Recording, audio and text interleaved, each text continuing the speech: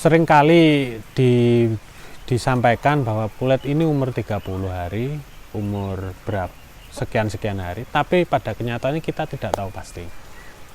Itu yang jadi suatu hal yang sulit untuk kita tentukan. Bisa jadi umur 25 hari ternyata sudah dijual karena pertimbangan efisiensi atau penghematan biaya produksi, akhirnya dikeluarkan dan dijual.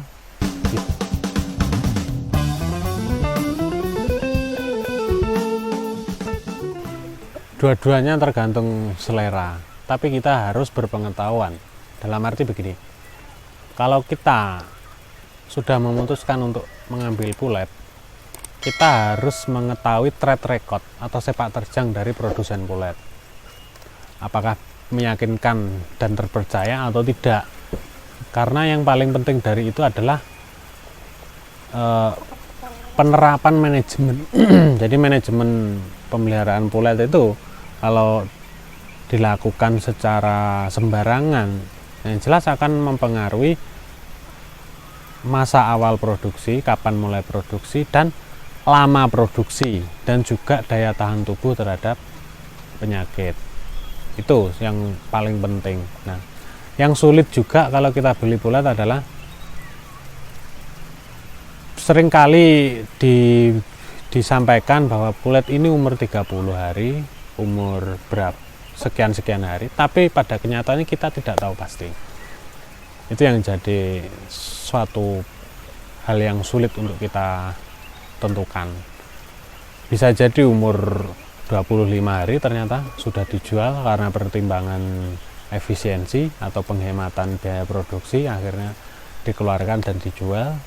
Bisa jadi umur 28 hari kita nggak tahu, tapi bilangnya umur 30 hari. Itu yang harus dipertimbangkan kalau kita memilih pulet.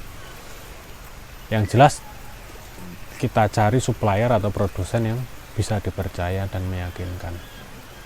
Kalau dari DOG, ya tergantung kita siap nggak memelihara atau memproduksi pulet yang berkualitas.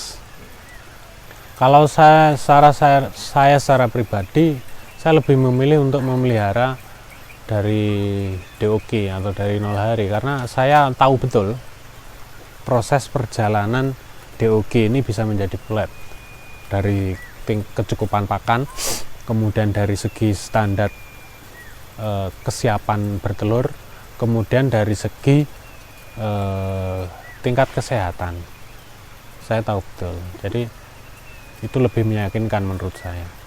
Saya pikir ya namanya pemula itu harus banyak belajar dan giat belajar kalau ingin memulai sesuatu yang tidak diketahui dengan betul, karena itu nanti akan menimbulkan efek yang beruntun di kemudian hari setelah fase produksi pun, atau ketika menghadapi kondisi-kondisi tertentu, tantangan cuaca, kemudian tantangan penyakit dan lain sebagainya.